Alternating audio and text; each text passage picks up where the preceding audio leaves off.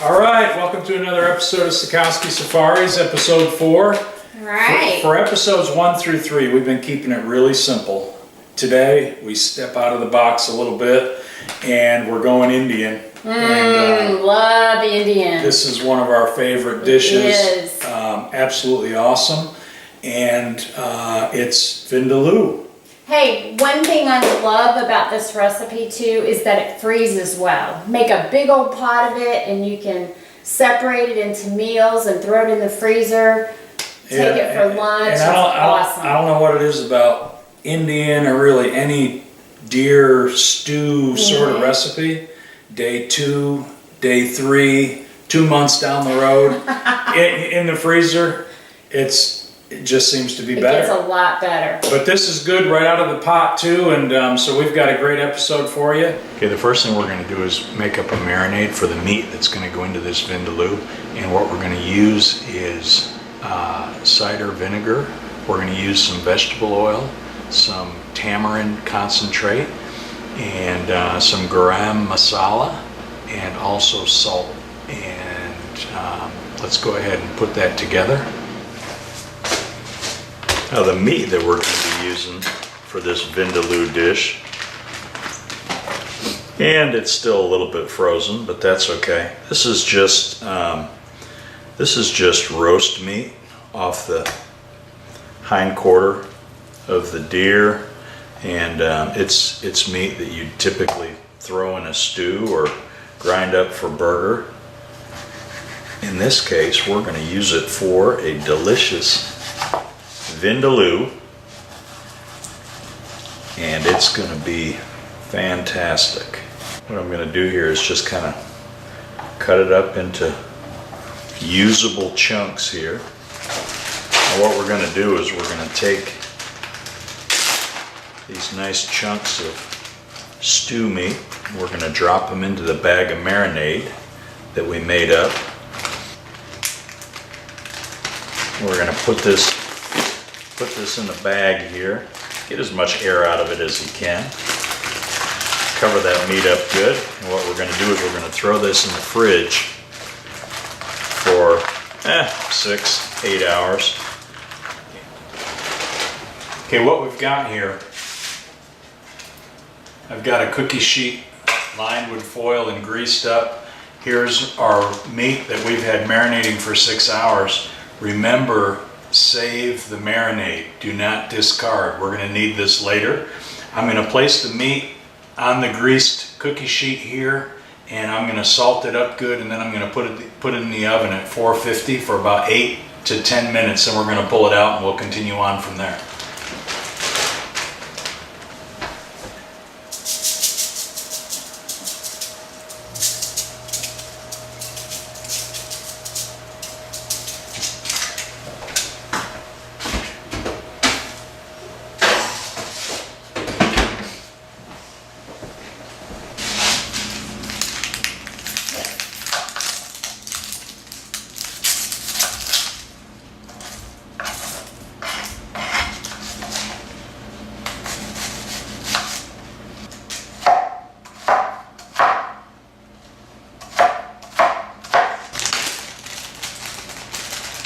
Let's put this onion in a bag and we'll stick it in the fridge for later.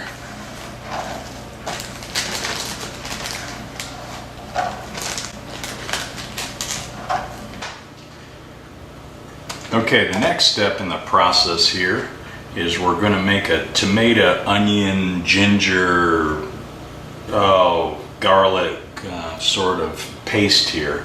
It's going to be smoother than a paste, but I'm going to add to a blender 1 cup of cherry tomatoes,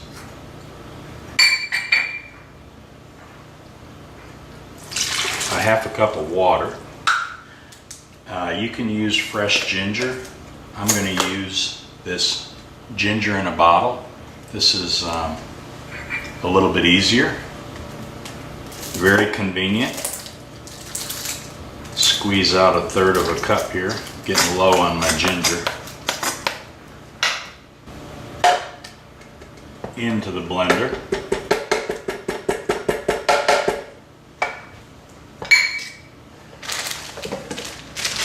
One onion.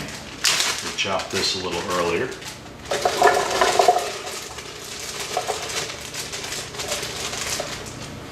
And lastly, 8 cloves of garlic, peeled. 1, 2, 3, 4, 5, 6, 7, 8.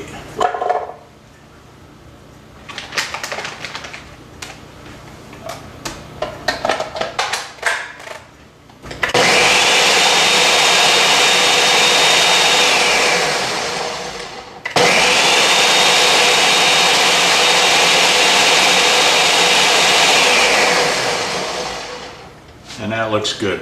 We'll set that aside for later. Okay, the next thing that we're going to do is we're going to take 3 tablespoons of ghee, which is really just clarified butter, and kind of an Indian thing, and we're going to put it in our Dutch oven here, and we're going to cook some onions down. Onion number 2, and going into the Dutch oven with the ghee. I've got it on medium-high heat, and we're just gonna cook these down for about 25 minutes or so. Really, it's not a matter of time. It's getting a good brown on these onions. I mean, we don't want them just a little colored up. We want them getting good and dark. Looks like our meat is been in for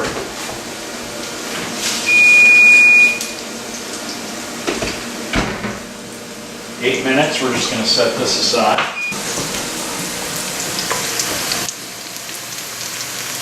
These onions are just starting to get a little color on them.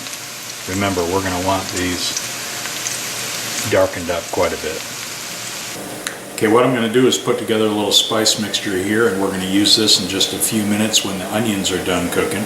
So I'm going to take a teaspoon black pepper, a teaspoon of ground mustard, a teaspoon of ground cinnamon, a teaspoon of ground cumin, a teaspoon and a half paprika, and a teaspoon and a half cayenne pepper.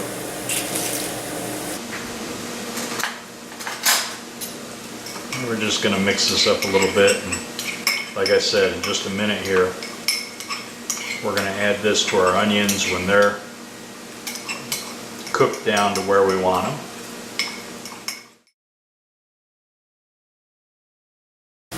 Okay, so it's time to build our Vindaloo, and first thing we're going to do, these onions are ready to go. We're going to dump our spice mixture in there, and we're just going to let these kind of spices just cook for a couple of minutes and really render all those flavors. This is where we get that good taste of India from.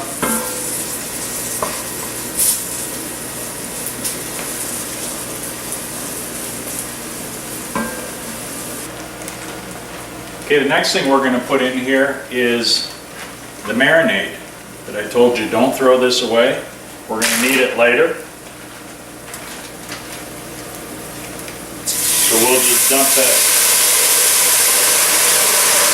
that marinade right in there.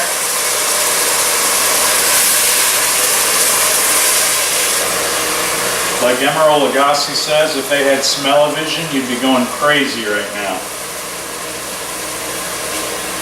And now what we're going to add is the tomato, onion, little puree that we did in the blender with the ginger.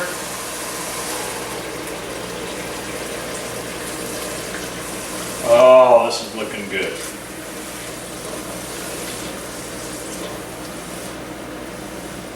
We're going to stir all this up.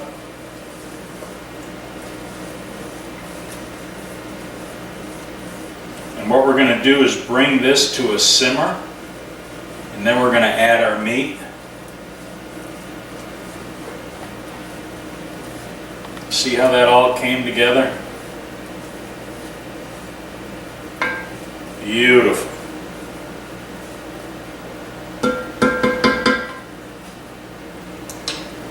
Okay, our Vindaloo is at a simmer here, and what we're going to do is we're going to add the meat.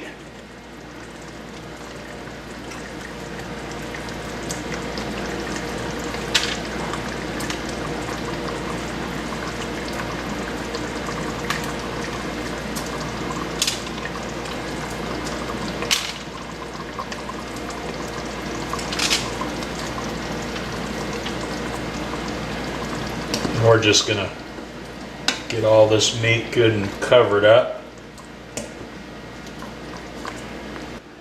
Okay, so we've got our meat in the pot, we've got it covered, and we've got the heat turned to low, and we're going to let this go for a good 3.5 to 4 hours. That meat is going to get good and tender, and that sauce is going to darken up, and it's going to be delicious.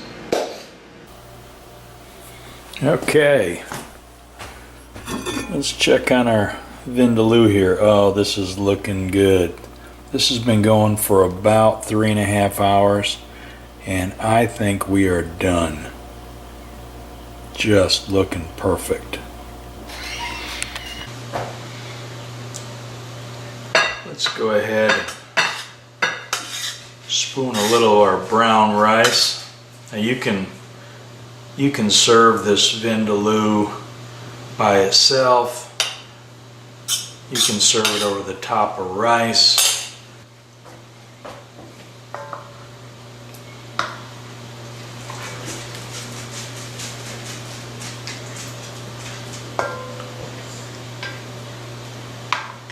Oh, this looks fantastic.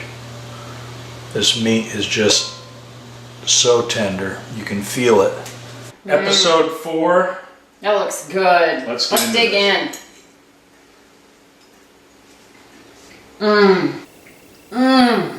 This is so good. So good. You've got to try this. You will love it. Thanks again for tuning in to this episode, and we just want to encourage you, if you have a place to take a kid hunting or fishing, do that. Get them out in the outdoors. It will make a great difference in their life. Big plug out to Cross Trail Outfitters that we love and support. And anyway, you got any closing words? And we take kids hunting. We do. And anyway, follow us on YouTube. Catch all of our episodes. This is episode 4. We got out of the box a little bit today. Kicked it up several notches. And anyway, we want to see you at the next episode, and God bless you.